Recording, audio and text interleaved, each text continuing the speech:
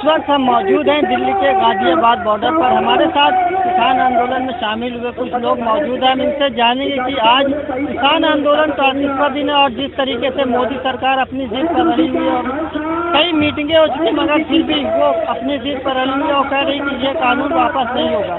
Sir, आप क्या लगता है, जिस तरीके से मोदी सरकार लगातार अपनी बात पर अड़ी हुई है और कानून वापस नहीं लेती, क्या आपको लगता है कि वो वापस लेगी कानून मोदी को वापस लेना पड़ेगा, क्योंकि देश का अन्नदाता जो है वो आज सड़कों पर आ चुका है। और मैं देख रहा हूं कि अगर देश में ट्रेनों की व्यवस्था, ट्रेनें बंद हैं आज, अगर ट्रेनों की व्यवस्था हो जाए शुरू, तो इस दिल्ली में पैर रखने की जगह नहीं मिलेगी। इतना किसान तैयार बैठा आग पार की लड़ाई लड़ने के लिए।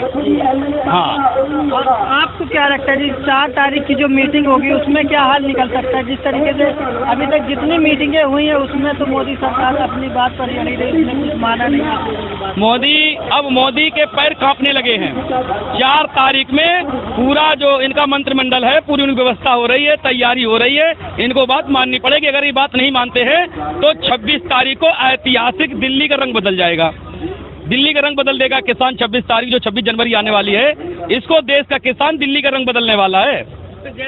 बदल जाएगा रंग दिल्ली का।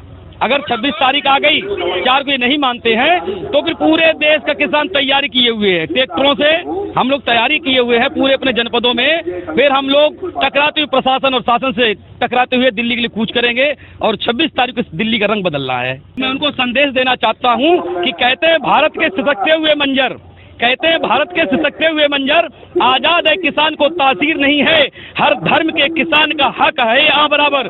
भारत किसी के बाप की जागीर नहीं है, इसी तरह दिल्ली किसी के बाप की जागीर नहीं है। मोदी दिल्ली को जागीर ना समझे। ये अन्नदाता अब खेत से हट करके दिल्ली की तरफ रुख कर चुका है और एक नजर खेत पर और एक नजर इस दिल्ली की गद्दी पर है, कहाँ पर किसानों को नीलाम किया जा रहा है। इस मोदी को देखने के लिए किसान आया है और वही लड़ाई चल रही है कि किसान को कहाँ कहाँ नीलाम किया है देश की सरकार ने। आर पार की लड़ाई लड़ने की किसान पूरी तरीके से तैयार है, विद बाली बच्चों की, पूरे परिवार के साथ। तो मोदी सरकार के लोग कह रहे हैं कि जो किसान आए हैं ये तो किसी के भड़कावे में आए, ये तो कानून जो हम लाए हैं ये इनके फायदे के लिए कानून है। अरे मोदी इन किसानों को क्या समझाएगा? ये किसान जानता है कि किसान पढ़ा लिखा है, समझदार है, किसान समझदार है। किसान जितना जानता है, मोदी और मोदी की सरकार के लोग क्या जाने? गेहूं कब बोया जाता है, कब काटा जाता है, एक गेहूं की फसल में कितने पानी लगते हैं, कितनी बार खाद लगती है, कीटनाशक कैसे खत्म होता है, ये सरकार में बैठे हुए लोग क्या जाने? ये किसान जानता है। किसान किसी भड़काए में आएगा? अरे किसान इतना नासमझ थोड़ी ना है कि अभी तक भंडारण पर अपराध था और उसी भंडारण को आज ये सरकार बढ़ावा दे रही है। कौन नहीं समझ रहा है? आज किसान सब जागरूक हो चुका है, पढ़ा लिखा किसान है। इनके मंत्री नहीं पढ़े लिखे होंगे, उससे ज्यादा किसान पढ़ा लिखा है। इनके मंत्री नहीं पढ़े लिखे होंगे। मोदी खुद कहता है कि हम चाय बेचने वाले हैं। अरे तू चाय बेचने वाला है, जब फौजियों से मिलने जाता कहता मैं फौजी बनना चाहता था, बाबाओं में जाता कहता मैं संत महात्मा बनना चाहता था। अरे अब किसानों में आकर कहता मैं किसान बनना चाहता था। तू बनना क्या चाहता मैं यही नहीं पता है। हम लोग की गलती हो गई, चौकीदार कहते कहते इसको देश की गद्दी दे दी। अब समझ में आया ये चौकीदार अडानी अंबानी का चौकीदार था, हम लोग समझ नहीं पाए। और इसने भ्रम में डाला, किसानों को ठगने के काम इसने किया। इसने अपने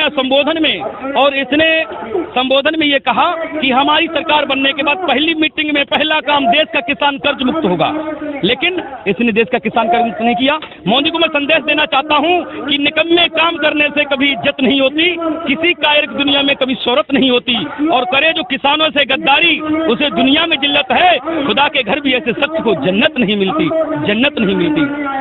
आप क्या कहते हैं जिस तरीके से मोदी सरकार को लगता है कि जैसे हमने शाहीन बाग का प्रोटेस्ट खत्म कर दिया, इसी तरीके से किसान आंदोलन भी खत्म हो जाएगा? किसान आंदोलन खत्म होने वाला नहीं। मोदी जी ये छोड़ दें, ये ख्वाब अपना छोड़ दें।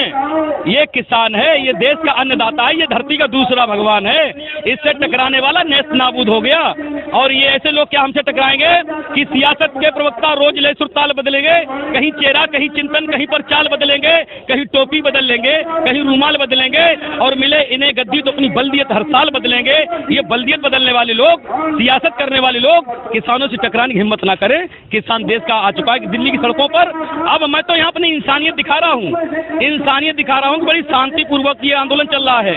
अगर जैसे बीजेपी के लोग हमको आतंकवादी, खालिस्तानी, पाकिस्तानी बता रहे हैं, इस तरीके से अगर हम उतारू हो जाएं तो देश की सरकार हम लोग रोक नहीं पाएगी, रोक नहीं पाएगी। ये केवल 1 मिनट लगेगा, 1 मिनट में ये जत्था अगर चल दिया ना तो संसद भवन रोक नहीं पाएंगे हम लोगों को जाने से वहां। लेकिन हम लोग पूरी इंसानियत दिखा रहे हैं कि संभल जाओ, सुधर जाओ, देख लो अन्नदाता की तरफ, देख लो दूसरे भगवान की तरफ। महात्मा गांधी किया कहा करते थे, महात्मा गांधी ने लिखा था कि किसानों ने समूचे राष्ट्र का सम्मान रखा है, किसी तरह इनका कर्ज चुकाया जा नहीं सकता, जिन्होंने जान दे जिंदा ये हिंदुस्तान रखा है। महात्मा गांधी कहा करते थे इन किसानों का कर्ज नहीं चुकाया जा सकता, जिन्होंने जान देकर हिंदुस्तान को जिंदा किया।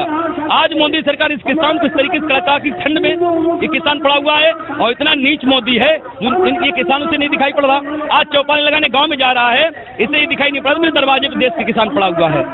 इसे देखना चाहिए, इसे सद्बुद्धि भगवान दे। हम लोग इसीलिए यहाँ ये तपस्या चल रही है किसानों की, ये तपस्या है किसानों की। इस तपस्या को देख ले, वो उसको सद्बुद्धि आ जाए और किसान की जो मांगे उनको पूरा कर दे।